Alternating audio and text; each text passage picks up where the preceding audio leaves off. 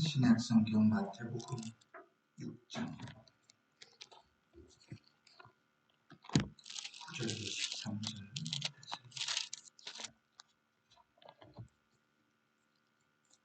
마태복음 6장 9절로 13절. 우리 함께 봉독합니다. 시작. 그러므로 너희는 이렇게 기도하라. 하늘에 계신 우리 아버지여, 이름이 거룩히 여김을 받으시오며 나라가 임하옵시며 뜻이 하늘에서 이루어진 것 같이 땅에서도 이루어지이다. 오늘 우리에게 일용할 양식을 주시옵고 우리가 우리에게 죄 지은 자를 사하여 준 것 같이 우리 죄를 사하여 주시옵고 우리를 시험에 들게 하지 마시옵고 다만 악에서 구하시옵소서. 나라와 권세와 영광이 아버지께 영원히 있사옵나이다. 아멘. 너희가 사람의 잘못을 용서하면 하늘의 아버지께서도 너희 잘못을 용서하시려니와. 아멘. 제가 13절인데 14절까지 읽었네요. 우리가 이제 3번에 걸쳐서 기도에 대해서 생각해 보고 있습니다. 하나님께서 우리에게 은혜를 베푸실 때 우리가 보통 은혜를 얻는 3가지 요소가 있다 그러죠. 은혜는 첫 번째 요소는 말씀, 그렇죠? 말씀을 통해서 우리가 하나님의 은혜를 얻는다. 또 두 번째는 기도, 세 번째는 성례, 이렇게 이야기를 합니다. 말씀과 기도와 성례는 우리가 하나님의 은혜를 입는 통로요 수단입니다. 예배 가운데서도 말씀과 기도는 대단히 중요한 위치를 가지고 있죠. 물론 그 찬송도 중요한 위치를 가지고 있습니다. 그 기도에 대해서 쭉 예배 중에 살펴보면서 기도가 언제 어느 자리에 들어가냐에 따라서 내용이 달라진다, 이런 이야기들을 좀 나누었습니다. 그래서 우리가 주보를 보면서 쭉 살펴봤던 것처럼 예배의 초창기 서두에 들어가는 기도는 회개의 기도다. 그래서 하나님의 은혜가 없이는, 그리스도의 대속의 공로가 없이는 우리가 하나님 앞에 예배할 자격조차 없다는 것을 믿음으로 믿고 나아가는 기도가 먼저 주어진다 그랬죠. 그리고 나서 주어진 기도가 예배 기도라 그랬습니다. 보통 우리는 예배 기도라 하지만 담임 목사가 하는 목회 기도이기도 하고 또는 대표로 기도한다 그래서 대표 기도라는 말도 쓰고, 말씀 전에 말씀을 듣기 위해서 우리가 하나님 앞에 아뢰는 기도다 그래서 조명을 구하는 기도라고 이야기하기도 한다 그랬습니다. 이러한 기도의 내용들은 누가 하냐에 따라서 내용이 달라질 수 있다 그랬죠. 담임 목사가 목회 기도를 드릴 때는 교회 전반을 다 아우르면서 기도하게 되는 것이지만, 또 대표로 기도하게 될 때에는 가급적이면 들은 말씀을 생각하면서 이전에 들었던 말씀대로 살아왔던 삶을 돌아보고 또 오늘 들을 말씀들을 고대하면서 하나님께서 주의 성령이 그 말씀을 잘 조명해 주셔서 깨닫게 하시기를 기도하는 것이다. 좋겠다. 그렇게 이야기를 했습니다. 그러면서 장로교회 신앙고백인 웨스트민스터 신앙고백서에 같이 달려있는 예배 모범, 예배는 이렇게 드리는 게 좋겠다 제안하는 모범에도 그렇게 되어져 있다, 이렇게 소개를 한 적이 있습니다. 우리는 이제 예배 기도가 끝나고 주기도를 같이 이어서 하지요. 이 주기도는 초대교회 때부터 계속해서 진행되어졌던 기도입니다. 예수님께서 친히 가르치셔서 예가 기도 혹은 주기도라고 이야기한다고 그랬고, 예배 때마다 드려졌던 기도라 그랬습니다. 기도 자체가, 주기도문 자체가 기도이기도 하고 주기도문이 어떠한 내용들로 기도해야 되는지를 우리에게 가르쳐주는 모범이기도 하다 그랬어요. 그래서 초대교회 때부터 중세시대 때까지는 이 예배가 특별히 둘로 나눠져 있었는데, 위에는 말씀 예전, 밑에는 다락방 예전 이렇게 나눠져 있었는데 보통 다락방 예전 할 때의 주기도는 반드시 필수적으로 들어가 있었다. 그렇게 이야기를 나눴습니다.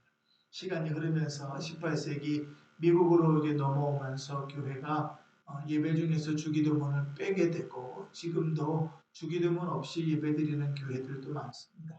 그러나 주기도문은 교회가 예전 가운데서도 계속해서 이어왔고 또 그렇게 자체가 기도이기 때문에 기도를 드리는 것이 좋다 이렇게 이야기를 나눴었지. 그 다음에 이제 우리 교회 주보에서는 기도 순서가 있습니다. 찬송이 끝나고 기도 순서가 있는데 이 기도는 설교 후 기도하고는 조금 결이 다르다 그랬어요. 원래 목사님께서는 이 기도가 헌상을 드리기 전에 헌금을 드리기 전에 드리는 기도다 이렇게 가르치셨습니다. 그래서 기도의 내용은 하나님께서 우리 예배를 받으시는 것처럼 우리가 지금 드리는 예물도 받아주시기를 구하는 기도가 이 기도다 그랬습니다. 좀 발전적인 제안을 하면 이 기도는 헌금 기도 안에 그 뒤에 들어가는 감사 축복 기도 안에 포함되어져도 되겠다 그렇게 이야기를 나눈 적이 있습니다. 그래서 이제 조금씩 우리가 발전적으로 나아가면서 변화할 수 있는 여지가 있는 부분이라 이렇게 얘기했죠. 그리고 나서 나오는 기도가 축도였습니다. 축도죠. 성경에서 축도는 몇 개가 있다 그랬죠? 성경에서 축도는 2개가 있다 그랬어요. 구약 성경의 민수기 6장에 나오는 우리가 보통 아론의 축도, 대제사장 축도라고 하는 축도가 있고 그 다음에 신약에 나오는 베드로 사도가 하였던 고린도후서 13장 13절에 나오는 이제 사도적 축도, 이제 바울의 축도가 있다 했습니다. 축도는 크게 2개, 성경에 2개가 기록되어져 있는데 무엇으로 축도를 해도 상관이 없다. 축도를 하는 행위가 중요한 게 아니라 그것을 통하여 하나님의 복을 기원하는 기도이고 그것이 대제사장 그리고 목사에게 주어져 있는 어떤 면에서는 특권이기 때문에 누구나 축도를 할 수 없고 하나님께서 세우신 자가 할 수 있는 축복의 기도이기 때문에 예배의 마지막에 축도로 마친다 그랬습니다. 우리나라에서 특히 우리 교회에서는 거의 이제 구약 아론의 축도를 한 적이 없지만 서양 교회들은 대부분 다 아론의 축도를 한다 그랬죠.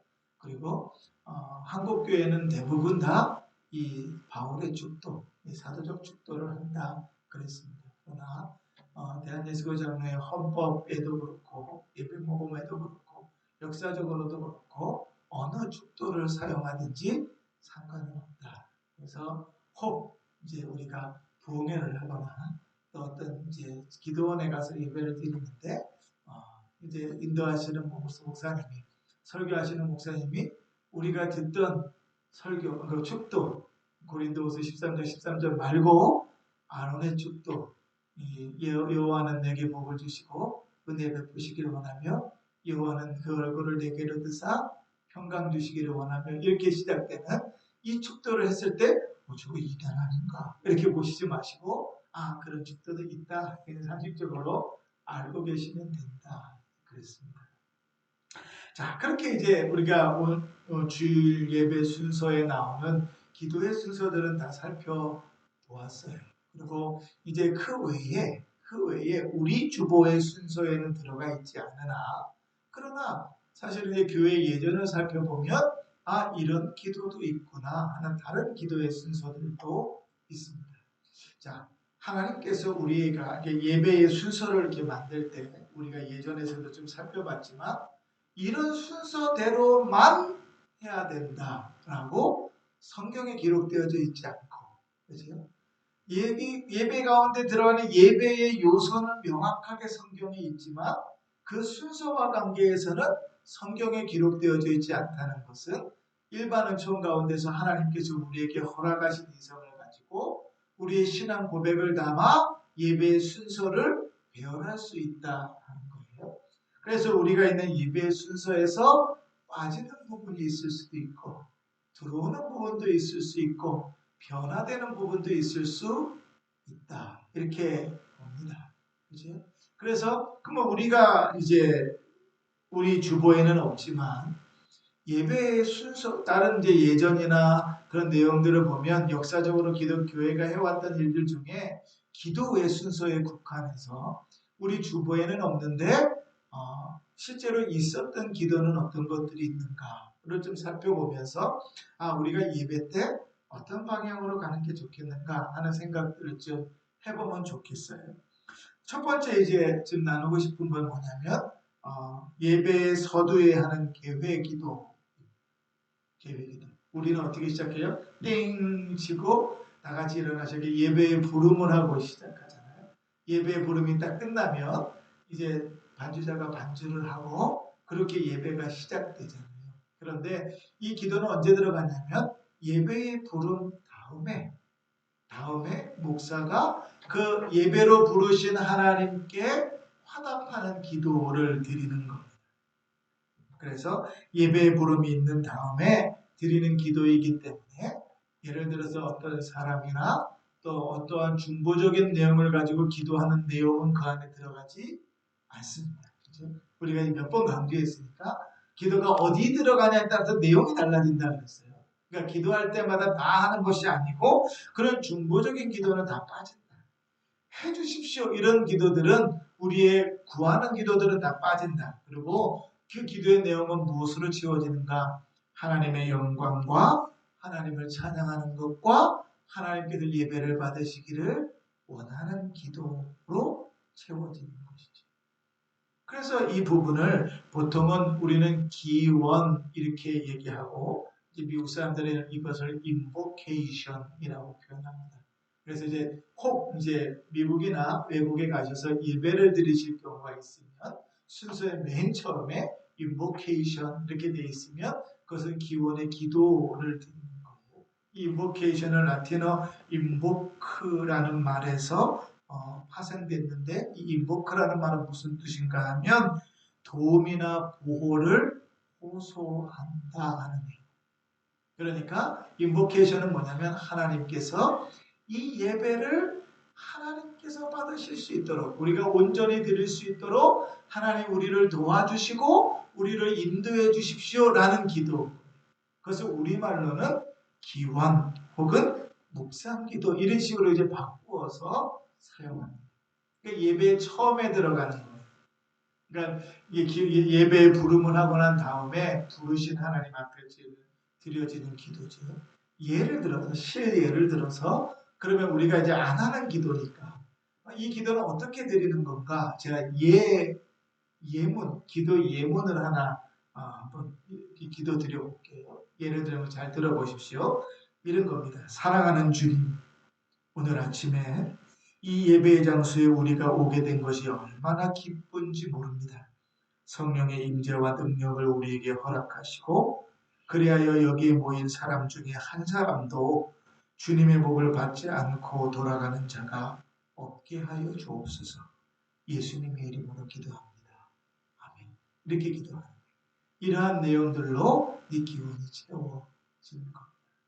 또 의미가 있다고 생각해요. 그리고 우리가 이것은 생소하지는 않아요. 왜냐하면 우리 교회의 난예배 때는 사용하지 않지만 사실은 우리가 외부를 가게 되거나 다른 교회 예배를 참석하게 될 때 간혹 이렇게 기도로 예배를 시작하는 경우가 있어요. 노회에서도 이제 목사님들이 돌아가면서 예배 인도를 하시잖아요. 그러면 어떤 목사님들은 이렇게 기도하시는 분들이 있어요. 예배를 시작하면서 예배 부름 다음에 기도하시는 분들이 있더라고요.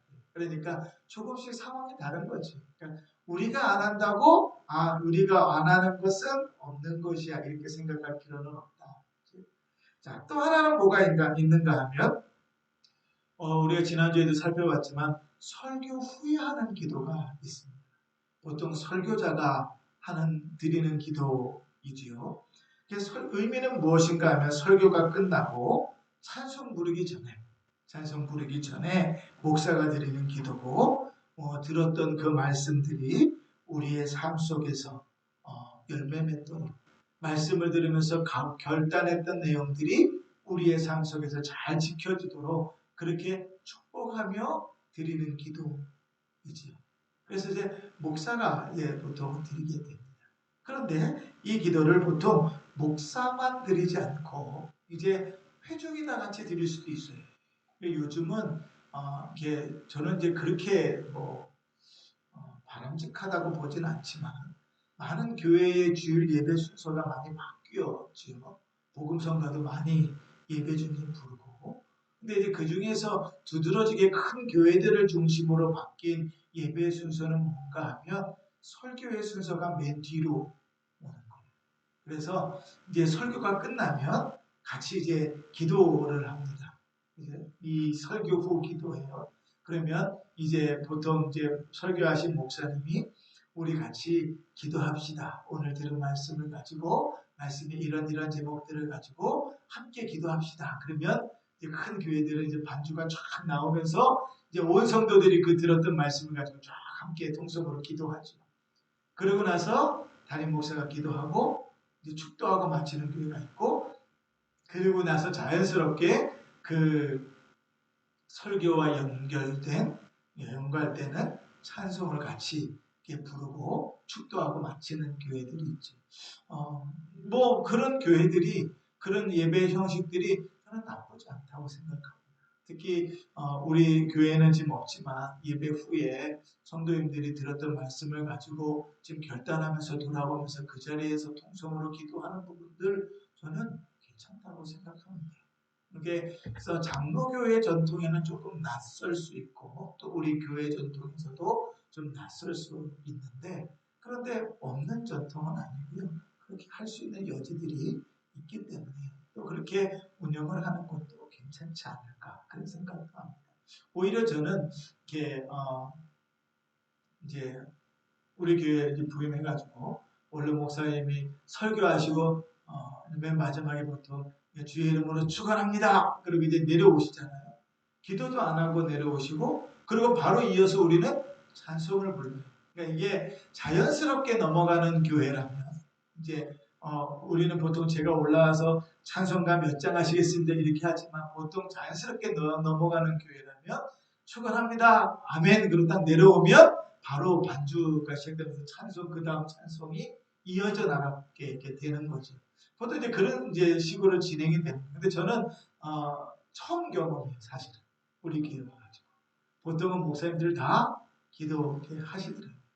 그래서 이제 목사님들 이렇게 기도하는 거구나 그렇게 이제 알았는데 이 예배에 대해서 쭉 공부하다 보니까 이 기도를 굳이 목사만 기도할 것이 아니라 그 말씀을 듣고 결단한 성도들이 그 자리에서 그 말씀을 갖고 기도하는 시간을 갖는 것도 좋겠구나 그런 생각을 합니다. 그리고 그런 이제 전통들이 있었기 때문에 그것도 괜찮다 그런 생각들을 하게 되는 것이죠. 또 한 가지 이제 우리가 예배 시간에는 거의 이제 사용하지 않는 내용들이지만 적절한 자리에 있으면 좋겠다 하는 생각되는 게 뭔가 하면 중보기도. 중세시대까지는 이제 예배 예전이 늘 둘로 나누어져 있었다 그랬잖아요. 말씀 예전과 성찬 예전으로 나누어져 있었다 그랬어요. 다시 말하면 1부는 이제 설교를 듣는 말씀 예전이고 2부는 성찬이 있는 성찬 예전 혹 다락방 예전 이렇게 표현한다 그랬잖아요. 근데 중보기도는 언제 이루어졌는가 하면 2부 다락방 예전을 시작할 때 이루어졌어요. 그리고 이전에도 말씀드렸지만 이 중보기도에 이어서 주기도문이 드려졌습니다. 그러니까 우리는 이러한 형식을 그대로 가져와서 예배기도 다음에 주기도문이 이어지는 것으로 이제 원로 목사님이 세팅을 하셨지만 원래 교회 전통에는 다락방 예전에서 중보기도를 한 다음에 이 주기도문이 이어지는 거예요. 자, 그러면 여러분 우리가 한 가지 좀 생각해 볼 게 있어요. 왜 중보기도를 예배 중에 했을까? 그지? 예배가 아니고 중보기도를 할 수 있잖아요. 우리처럼 이제 뭐 6월달부터 그렇게 할 수 있겠지만 셋째 주일에 중보기도에 오후에 하면 이제 중보기도 할 수 있잖아요. 그죠? 그렇게 할 수 있는데 그건 이제 자연스럽고 익숙한데 기도의 시간에 우리가 중보기도하는 거 익숙한데 공예배 중에 대예배 중에 주일 낮 예배 중에 중보기도를 한다. 이거는 사실 좀 익숙하지는 않지. 근데 그 의미를 좀 생각해 볼 필요가 있습니다. 왜냐하면 중보기도를 한다는 것은 첫 번째로 그 대상이 누군가 하면 교인들, 성도들이잖아요. 그런데 그 성도는 뭐죠? 다른 성경적 표현으로 하면 그리스도의 한 지체란 말이죠. 그러니까 예배는 누가 드리는 것인가? 그 지체인 교회가 드리는 거예요.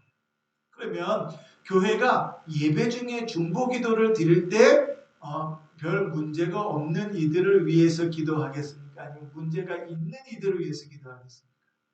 그렇죠. 어려움이 있는 이들, 공고한 자들을 위해서 기도하겠죠.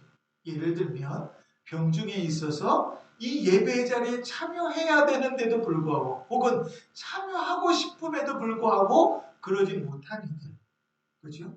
위해서 함께 기도하는 것이죠. 시험에 들어서 예배에 당연히 참여해야 되는 자임에도 불구하고 시험에 들어서 예배 자리를 떠나 있는 자들, 우리가 기도해야 되는 것들이죠. 그죠? 예배의 자리에 함께 하고 있지만 그 마음이 그 상황과 여건 때문에 대단히 힘들고 어려워가지고 그 답답한 마음, 속상한 마음으로 예배 자리에 앉아 있는 사람, 그죠? 그들을 위해서 같이 기도해야죠. 다시 말하면 이런 거잖아요. 우리의 몸에 설거지하다가 손이 비었으면 거기다 약을 바르고 밴드를 붙이고 하는 것처럼 뼈가 부러졌으면 기부스를 하고 치료를 하는 것처럼 우리가 아프면 그때그때 반응하는 것과 같이 우리의 지체 가운데 어려움이 있을 때 그들을 위하여 기도하는 일들은 예배하는 것과 같이 중요한 일이에요. 그래서 예배할 때에 함께 예배합니다. 더더군다나 아까도 말씀드렸지만 말씀 예전 때가 아니라 언제요? 성찬 예전 때 있다. 성찬식 때 한번 우리가 기억을 좀 더듬어 보세요. 우리가 성찬식 때 어떻게 얘기하죠? 그리스도께서 살과 피를 떼어주심으로, 그죠? 떡과 포도주를 우리에게 떼어주심으로 우리가 주 안에서 하나님을 고백하는 거죠. 그러니까 이 성찬이 이루어지기 전에 중보기도를 한다는 것은 대단히 의미가 있는 배치인 거죠. 근데 교회 안에서도 특히 공예배 안에서도 허락이 된다면, 기회가 된다면, 혹은 이제 오후 예배 때라도 기회가 된다면 이런 부분들은 대단히 좋다고 생각합니다. 특별히 우리가 이제 셋째 주일날은 오후 예배 때 중보기도회로 모이잖아요. 대단히 중요하다고 생각합니다. 필요한 일이고 꼭 있어야 되는 일이라고 생각합니다. 다만 우리가 중보기도를 이 공예배 때 하든지 아니면 오예배 때 하든지 간에 이 중보기도를 할 때 몇 가지 주의점들이 있습니다. 첫 번째는 뭔가 하면 첫 번째는 중보기도 제목을 명확하게 제시해야 돼요. 때로는 실명을 거론하기가 좀 어려운 경우가 있습니다. 누가 아프세요. 그런데 아픈 것을 본인이 알리기를 좀 꺼려해요. 근데 성도들 중에는 아마 친분이 있는 분들은 알아요. 그런데 공개적으로 얘기하기가 좀 꺼려하시는 경우들도 있잖아요. 그러니까 공개적으로 이야기하기 쉽지 않습니다. 그러나 그들에 대해서 예를 들어 누가 질병이 있는 분들을 위해서 기도하십시오. 시험에 든 자들을 위해서 기도하십시오. 어떤 가정의 경제적인 문제를 위해서 기도하십시오. 이렇게 기도 제목이 구체적일 필요가 있습니다. 명확히 기도의 제목을 제시하고 또 인도자가 그것에 있어서 중언부언하고 당황하지 않다. 그러기 위해서는 두 번째로 뭐가 필요하냐면 충분히 기도하면서 그 일을 감당해야 돼요. 기도하는 사람도 그렇고 또 기도를 인도하는 사람도 그렇습니다. 우리가 이제 셋째 주에 중보기도회가 있다 그러면 우리는 이제 어떻게 보통 생각하냐면 기도회가 있으니까 기도회에 와서 기도하면 되는 거죠. 그죠? 맞죠? 기도회가 있으니까 기도회에 와서 기도하면 되는 거예요. 그죠? 그런데 조금 더 한 걸음 나아간 것은 뭔가 하면 기도회가 있으니까 기도회를 위하여 기도하고 기도회에 참여. 인도자를 위해서 기도하고 그 기도회를 통하여 하나님의 역사가 이루어지기를 기도하고 기도회를 통하여 우리 입술이 중언부언하지 않고 합당한 것을 기도할 수 있도록 기도하고 참여해요.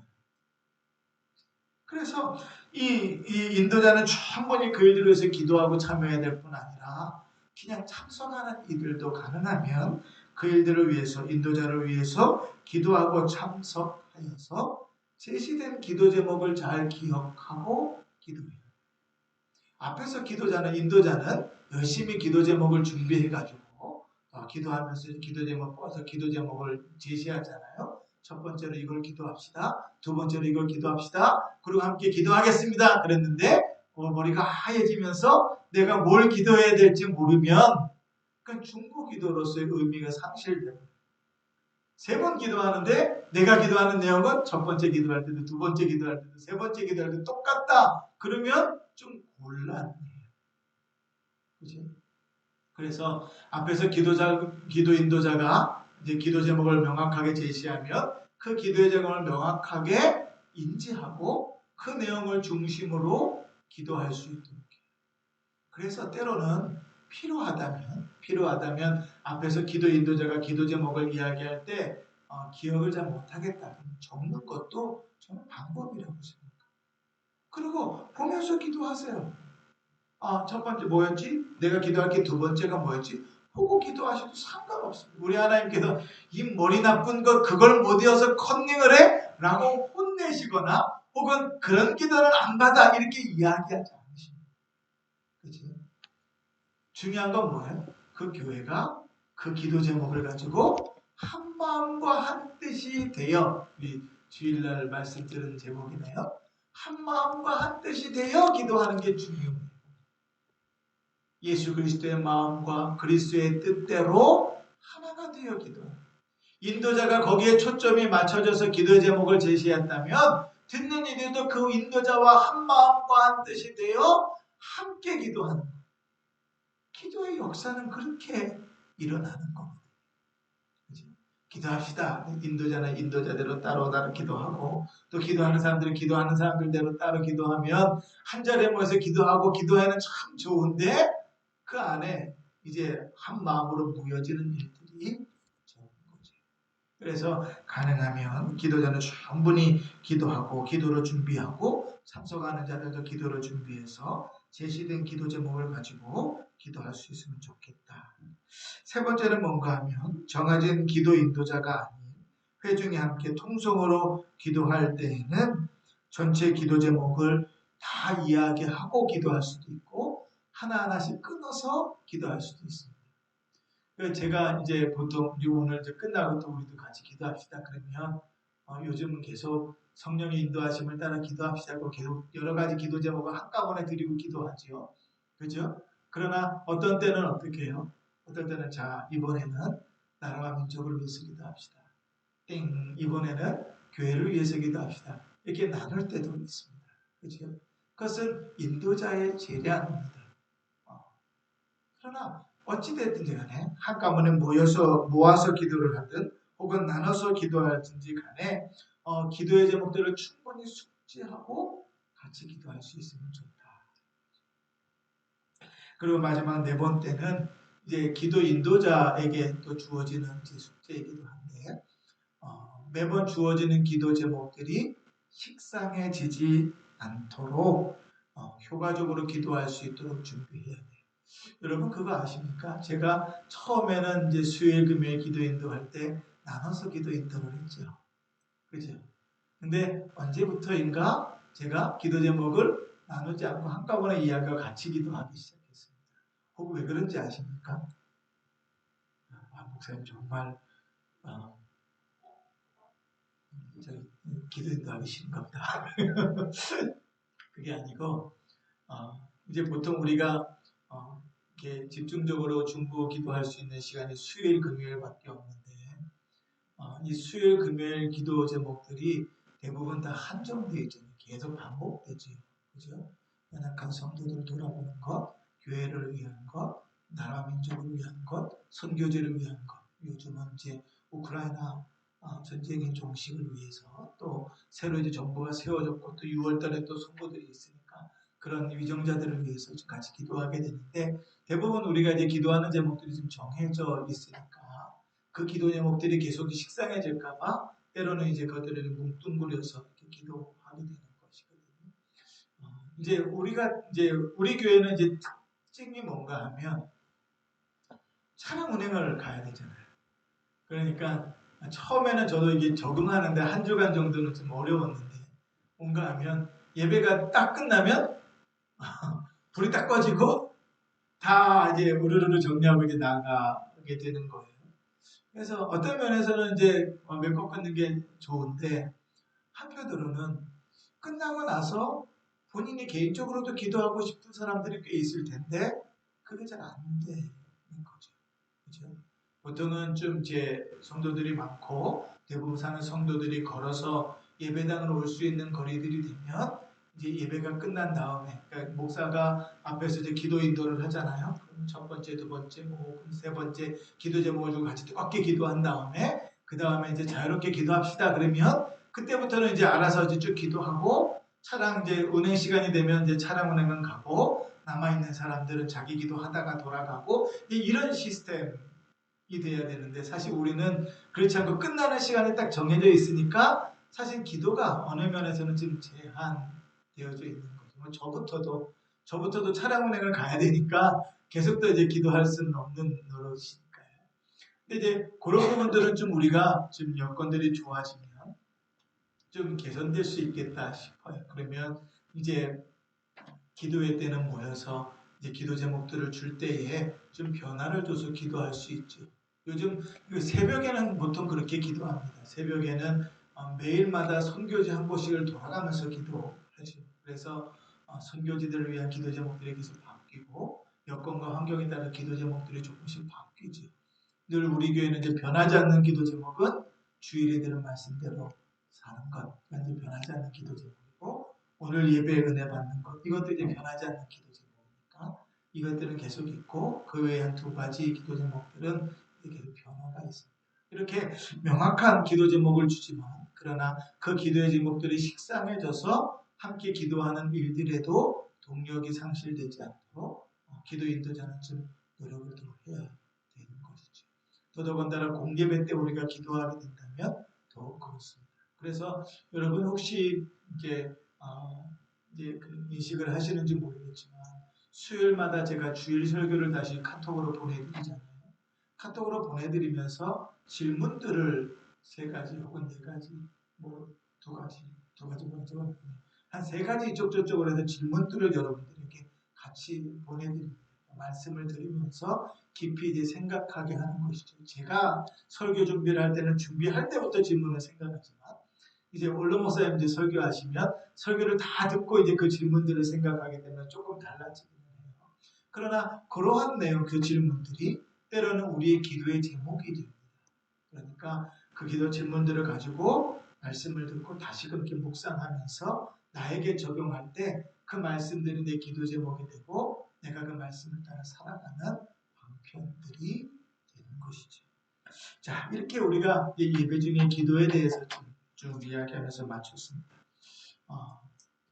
예배 중의 기도는 우리가 개인적으로 기도를 드리는 것만큼 중요한 일입니다.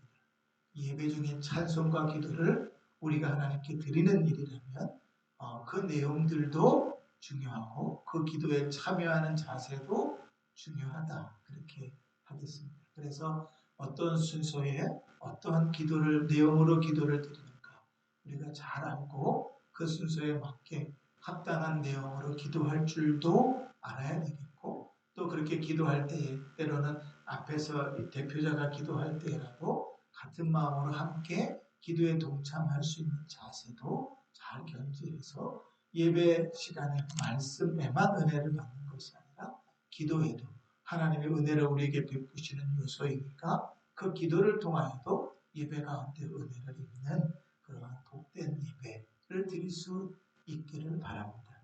우리 이 시간에 우리 함께 기도 드리겠습니다.